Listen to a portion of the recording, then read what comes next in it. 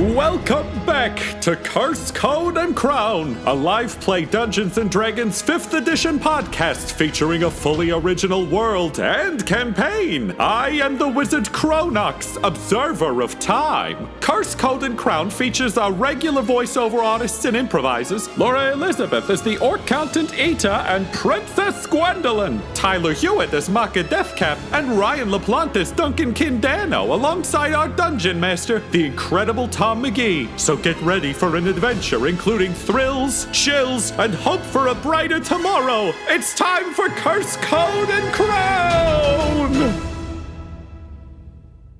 Makka, splayed out before you in a variety of documents, orders, theories, scientific papers, and the like is an unfortunate history of the curse and of what has become of your works.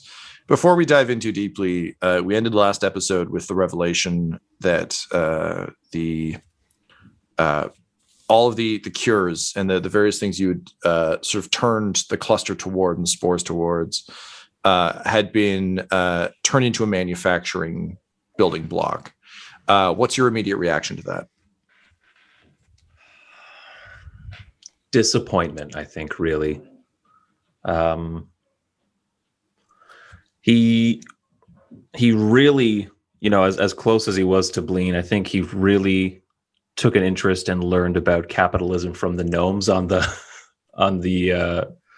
bone spurs. Yep. And came to kind of dislike it there. And so I think what he learned there kind of being applied here, just very disappointing that this gift that he was given and in turn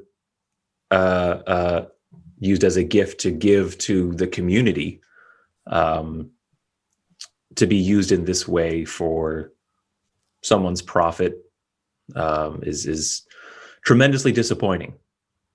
Mm-hmm. Yeah. So I think just disappointed, like, to his core, that people came to him seeking help and he thought he was helping them earnestly. And it would seem that they came to him under false pretenses and used him. Mm-hmm. Yeah. Mm-hmm. So it's clear from the documents that not everyone who came to you was part of this, but it is apparent that yes, a large majority were.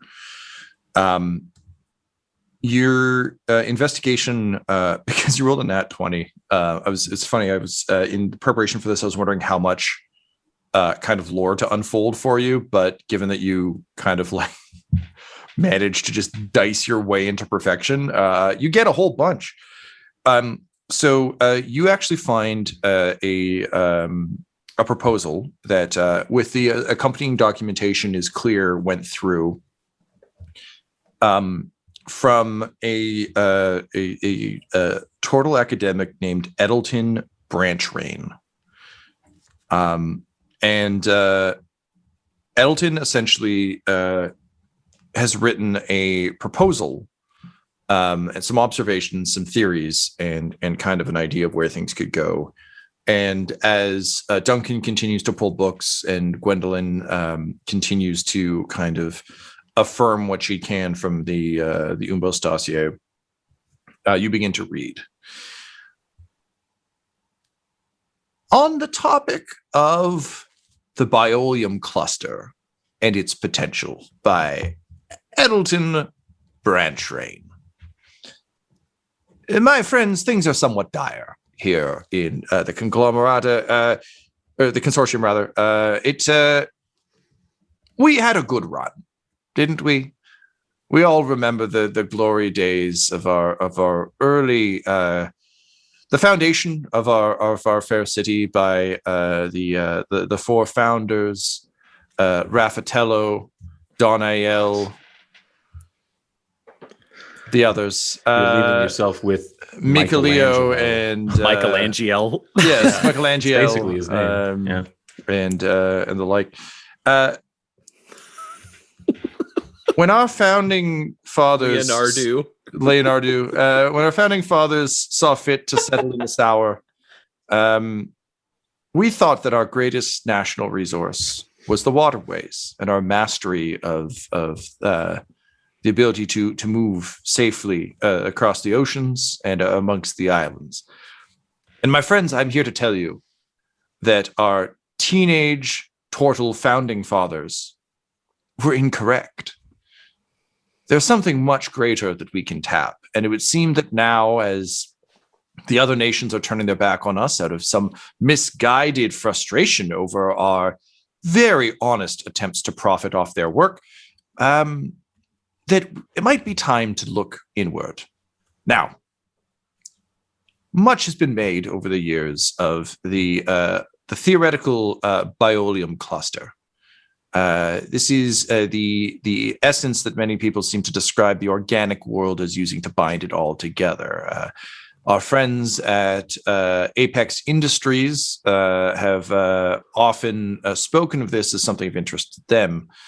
However, as they reform themselves, I believe institute is the new term they're using, it seems that we too must grow and change. And although the biolium cluster seems a little admittedly flighty to me, it is something worth studying.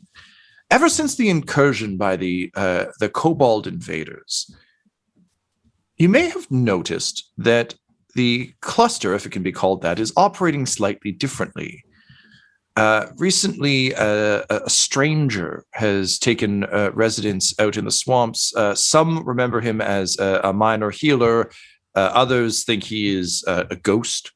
But regardless, the turtle calling himself Makka Deathcap, and there's like massive quotes and a couple underlines of Gravekeeper of Bleen, has begun to perform miracles and has been orchestrating the biolium cluster in a way that none previously thought possible. It would seem the cluster operates much more like magic than merely some system of death and renewal, as previously thought. It is less about organic decay and more about a cycle of building blocks of all of existence. Now, my friends, the cluster seems to exist everywhere. Glomera, as we know it, has been found throughout Gren. However, none have harnessed it the way this Makka Deathcap has. And well, our friends at Apex Industries seem to be getting closer and closer to the concept of artificial life. It would seem, my friends, that we have a rare opportunity to seize control of biological life. For too long, we have been entirely reliant on moving other people's products around. What if we had the ability to build anything we wanted using this Glomera? My proposal is for a substance I have dubbed Indara. Think of it this way. We will not be taking anything out of this precious cycle. We will not be robbing Mother Gren of the fruits of her loins. We'll merely be borrowing it for an extended period of time to convert it into whatever resource we need. Based on early studies of the concoctions coming out of the swamps, this Makka Deathcap seems to be infusing them with some kind of energy that, when appropriately manipulated by our sources, makes it capable of creating wonderful things. Already, we have created an entire cosmetic line that I'm calling Sundara for now. I'm sure we'll come up with a better, more marketable name later, but for now, Sundara, that we feel is going to revolutionize fashion. No longer do we just need to rely on the clothing that people can make. We can help them paint themselves in ways that are slightly more durable, more impressive. Think of what else we can use Indara for. It is an incredibly malleable substance. And best of all, when we're done with it, I'm sure it will just find its way back in. We're merely borrowing it. What could possibly go wrong? Now, early studies do suggest that this cycle is very important. And, well, I respect the science. There is so much profit to be made. Have you thought about the profit, though? We could make so much profit. So my proposal, dear friends, is that we leverage our greatest resource, this turtle, Makka Deathcap, in order to create an industry that we control. Not just Sundara, but a variety of other substances. Substances that will once again force the consortium of Bleen back to our rightful place at the center of Gren. no longer viewed as couriers and delivery people, but as inventors, masters of life itself. In no uncertain terms, and pardon the academic language, fuck the Apex Industries Institute, whatever they want to call themselves. We can lead industry. Join me, my friends, and we will make so much money. We'll have to come up with our own term for it. Some kind of Boolean-specific term just for our money. We'll have so much. I've thought about it a lot, and the best I've come up with is Boolean money. But I assure you, with the right resources, we can do better. This is my proposal. And my friends, I frankly think you would be a bunch of asshats if you did not accept it.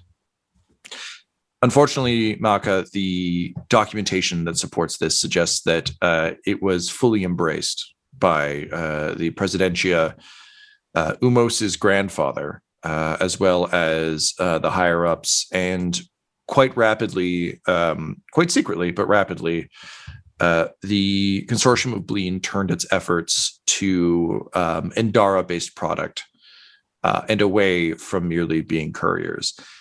This tracks with what you've seen of the degradation of the relationships Bleen has with other nations of Gren.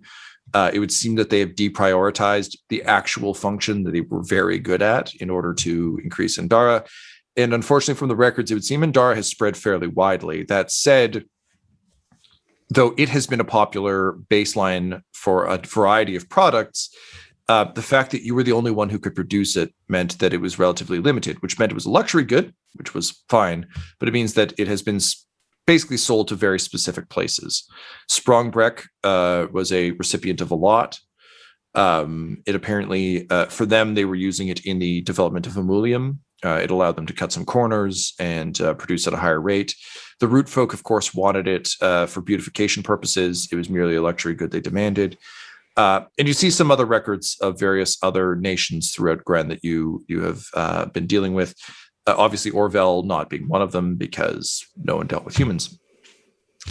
From your understanding, though, of the cluster, which they have dubbed the Biolium cluster, but of course to you is simply the cluster, the processes they're describing for processing the Glomera would have terrible effects on it. And if you were to venture a guess, odds are that while some would leach back into the cycle, a lot of it would be rendered inert and dead by this processing.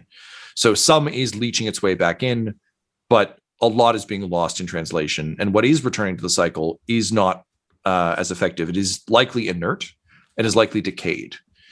Combining this with your natural 20 and your knowledge of the curse that has inflicted everyone, as well as the brief communication you had with Jossie, it would seem that the introduction of Endara into the Biolium cluster has poisoned it.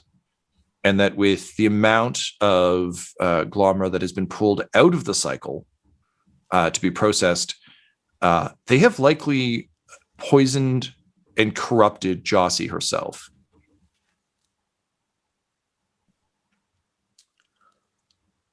All right. I was taking another note, and that like completely fucked my train of thought, that revelation. Can you repeat that, please? Yes. So based on the Jossie that you witnessed in your communication with the cluster, you can think about it this way. If the cycle of life, death, birth, and decay is a closed cycle, that all things go in, all things come out, everything's fine. Endara has broken the cycle, but then is reintroducing inert, decayed, contaminated Glomera back into it. Because the system is not used to having any foreign bodies in it, it just pumped them right through. And as a result, over time, Jossie herself has likely been corrupted by this influence. So to do the dumbest metaphor for this, Jossie is a giant insane alligator. Yeah. Yep. Right. Is it clear? Like I'm about to make an assumption here, and I just want to know if it's something that you can confirm, or if it's still a mystery, or if there's still some You rolled a crit, gray buddy. areas. You got most of the information at your fingertips. What do you want to know? Is the curse fully explained as basically a thing that the turtle basically did to themselves and the rest of Gren? Is that the curse is actually this? You are this inferring that, contamination? yes. Yeah. Okay.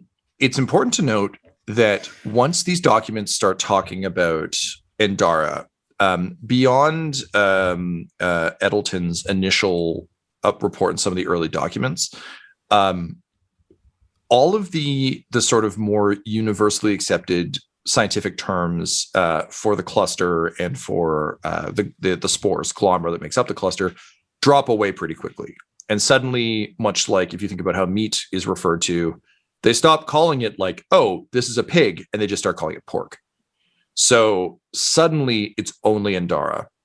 And you're merely inferring that this is the curse. But based on what you understand, the fact that the majority of what you're putting out into the world was being processed and shipped elsewhere would mean that the cycle is being interrupted and damaged. And yes, it is abundantly clear to you, not from the documents, but from what you can infer based on your own knowledge, that the consortium of Bleen has poisoned the world.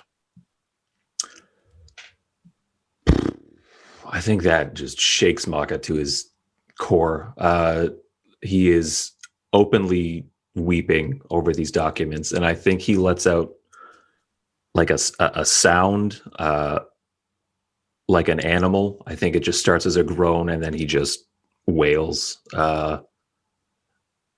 And after just, I think, heaving I think we'd have out. probably come I was going to over say, yes, at you're that point. absolutely, Yeah. We're not just leaving the crying turtle in the corner. That's not this part. Oh, that's his Gwendolyn learning just phase. turns her back on him. Like, Duncan doesn't know what no. the fuck he has in a bag anyway. It's like, no, We're in a Duncan's going over library, and to, they're like, sit. shh.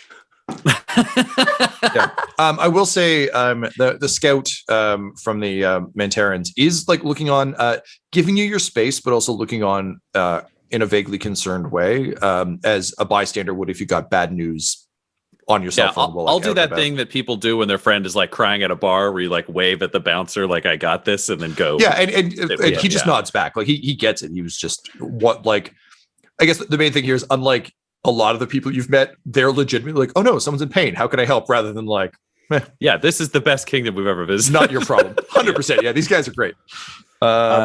Yeah, I think Makka is just there. I don't think he's able to stand anymore. I think his body is finding new and novel ways to react to the knowledge that your people have poisoned the entire world and driven your god mad, and you played a part in it. I think just his body is just cascading with reaction to that, just weeping, crying, screaming. I don't think he can stand. I think Duncan's gonna do that like shoulder pad thing, and also just like fold those books shut, put them in the bag. Like those can be for later, and just kind of just try to coach him through breathing through this. I imagine Duncan's probably dealt with like panic attacks if he's dealt with any sort of combat training, not necessarily with himself, but I feel like he'd probably have trained younger people or whatever and had to like coach people through that. So I think he'd be trying to do that abstractly. Like he doesn't know what the issue is, and he's not asking that question because that doesn't help anybody. It's just trying to get Makka to focus on his breathing in and out, like focus on, his internal biorhythms, that kind of thing, to try to center himself a bit. Yeah. Can you also roll me a perception check? Yes.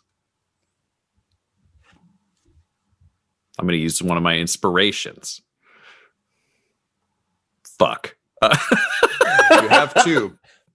I had to use both of my inspirations. Yes.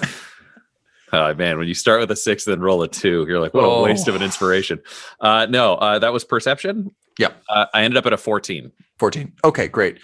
As you fold the book shut, and like your main focus is on Makka, but I think based on the way you're describing it in terms of like assisting with panic attacks, which I think totally tracks. Like we talked about how Orvel is like very beautiful, and everyone kind of has there was an air of real like, joviality to the place, and everyone really seemed like they were living large. But much like with kind of most on the verge places, like it was a fucking like pressure cooker. Like everyone, performative excellence is rough. 100%. Everyone was constantly on edge, and it didn't take much to kind of put someone up and over. So you're used to it, but also given the dangers around Orville, I think you're doing that thing that honestly you kind of have to do if someone's having a panic attack, which is like, I'm going to see to you, but I'm also going to check your environment to make sure there's nothing here that's going to like make this worse. And as you do so, you slam the book shut, and a sort of like a folded sheath of paper drops out of it that you just very quickly notice it's handwritten. And I think you quickly pocket because this is neither the time nor a place to look at it. But yeah, it was clearly hidden. It wasn't a thing that was there. It only came out because you slammed the book in a weird way. But you just pocket that for later. And you see to Makka. Gwendolyn, what are you doing? You observe this. I think Duncan probably gets there first because he would just be faster and to react to something like this. But your friend is in tremendous pain. What do you do? Like Gwendolyn's first instinct, she wouldn't say this, but like her first instinct and her thoughts was like, well, I suppose I could tell Makka, like, if I was nicer to my younger brother, who knows? Maybe Orville wouldn't be like floating off into the distance. Worth noting, though, you also don't know why he's crying yet. Oh. Aside from what you have ascertained from the Umos dossier, which ties into this, but is not this. Okay. Well, actually, though, Laura, maybe I should qualify this, though. Would Gwendolyn have put this together on her own? I'd be inclined to say no because it isn't related to your direct quest, but it is worth asking. I don't think so. I don't think so either. It's kind of outside your realm. Yeah. Just wanted to ask. Great. So yes. So I think that is sound advice. Keep that in your back pocket as something for down the road. But I think it's just, I think she kind of added another kind of rule of wisdom to the 5 that Duncan had given her, like just a few days ago, which was like, sometimes it's better to stay silent. Mm-hmm. And given that she doesn't quite know what to say, I think she's just going to like take a knee and kind of like put her hand up kind of onto the table next to Makka, just so he's aware that she is present and waiting for him, there for him. And so for a span of minutes that seems to last hours, the turtle who left his home to save his people lets out the anguish and betrayal and frustration and fear as his 2 companions sit with him.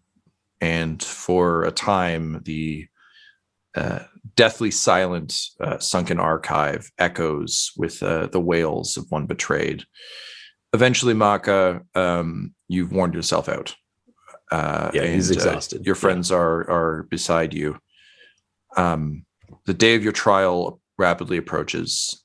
You may not care at this point, but as is always the way with these things, unless it's a movie, in which case we just cut to like the next scene where somehow you're elsewhere, and it's like, but what the fuck happened for the rest? Like, it's like when people are having a fight and someone says a quippy line, and then it just cuts, and it's like, no, they still talked for another 20 minutes. What is the resolution of this? You have more documents. There's more you can learn. If you have any questions, you're free to ask me those.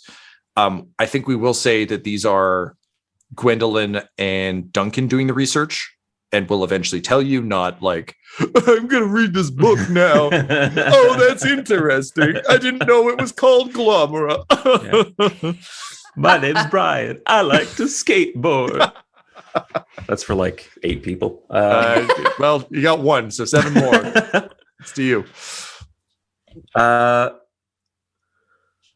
What else would I want to know? What I learned from this? Again, we could also loop back around to this later. You have enough for the trial, so if this is like this is too much to handle, that's fine. If you had anything else you wanted to ask, I will respect that critical, because again, there have been a few times in a variety of our shows where someone's rolled a 20 on like a particularly important thing where I'm like, oh, fuck it. You can just read my notes. Here's the DM's guide. Like, let's dance. So I'm going to respect that moving forward in terms of the books that Duncan is dumping into his book bag. That's, ever deeper. Yeah. You can do research later too. Yeah. We'll have So let's save that for then. Perhaps then what I would like to know from now is, after all of that, with the three of you together, what is the resolution of kind of this moment? Because both Duncan and Gwendolyn are kind of waiting to take a cue from Makka about what happens next. I mean, A, what to do, and B, what the fuck just happened are two kind of questions from our side of things. I think after, dry heaving and breathing and taking some time, I share as best I can the essentials of what I have learned so that you have a general grasp of why I am a working knowledge of why I am virtually inconsolable right now. And I think through talking it out and speaking the words instead of just like internalizing it and thinking about it that way, I think there's the realization that Makka still has faith in the cycle, but sometimes faith is not enough and that action is required as well. And that while his God may be weakened and perhaps beaten, his God is not dead. And what greater purpose does a servant have than to serve and protect the one that they have pledged themselves to. So this is a time to fight for Jossie. I think that's basically where Makka is finding his resolve to kind of dig down, and he'll, after summarizing for you two, he'll kind of struggle to his feet and say, come, we must finish this. We must speak with Heavecrop, Darna Heavecrop. There is still work to be done. Much, much work to be done. All right, now that you've had your minute, I'm just going to sit down. I think Duncan just has to have a sit after this story, because finding out the world is poisoned and the goddess of death is fucking going insane is a wild thing. So he's like, well, poison's bad, but I take poison. People survive poison. So I said that when you go into your brain and journey through the cluster to talk with Jossie, you've met with Jossie and you've met with that fucking crocodile outside. Are we talking the same level of corruption, like cannot be fixed, or is there a Jossie in there that is just in pain? Because you had endless screaming monster, and I've got the sniffles. Where are we at on the Jossie scale? If you have a theory, you can do it, or you can roll a religion check. It's up to you. I have a theory. Have at it. It is also based, though, in faith that, like, my God will prevail. Like, yeah, I am biased. Understood. But, that's totally, no, that's totally fine. I'm happy to take that. Makka will say, the creature, like you and I, in comparison to Jossie, is lesser. Yes. My communion with the creature is much more direct than with Jossie. The troubling matter is I did hear those same screams once when I felt the sensation of pain and anger in the cluster and chased it, followed it. It did indeed take me to Jossie, and I saw her in a way I have never seen her before. I am scared, Duncan, but I am not without hope. She is depending on me now more than I on her, and I will not let her down. I have a theological question for you that I ask because you're the one who seems to know these things the best. If everything returns to the cycle and Jossie is alive but mad, if we kill Jossie, does Jossie return to the cycle and possibly come back renewed? Makka looks at you like he doesn't even understand the question. And after a pause says, I have no earthly idea, Duncan. All right, so we now know our craziest option. Let's try to find something more reasonable. And I think he'll get up and just like clap Makka on the shoulder and be like, the first thing we need to do is get you free from this trial and this poison. And then you can decide what you want to tell the people of Bleen. But we probably shouldn't tell them that they've poisoned the world by a corrupt government before you have to go before a court of law. I think we need them to declare you innocent before you declare them guilty. Right, Yes, we do like an insurrection kind of thing, like from the inside, afterwards. That is possible. I think this, again, is really a question for Makka, which is, what is the future of Bleen when you know that this is the past and the present?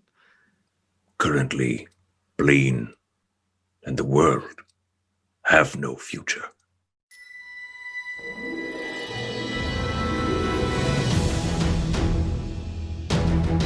This episode of Curse Code and Crowd Sound was mixed and edited by Laura Hemstra, and the campaign was created by Tom McGee. Our original theme music was composed by Landon Knoblock, and Curse Code and Crown's logo was created by the brilliant Decapitated Markers. If you want to follow our players or our DM on Twitter, you can reach out to Laura at EL Hamstring, Ryan at the Ryan LaPlante, Tyler at Tyler_Hewitt, Tom McGee at McGeeTD, or you can message our whole company at DumDumDice. So please, join us again for more Curse, Code, and Crown!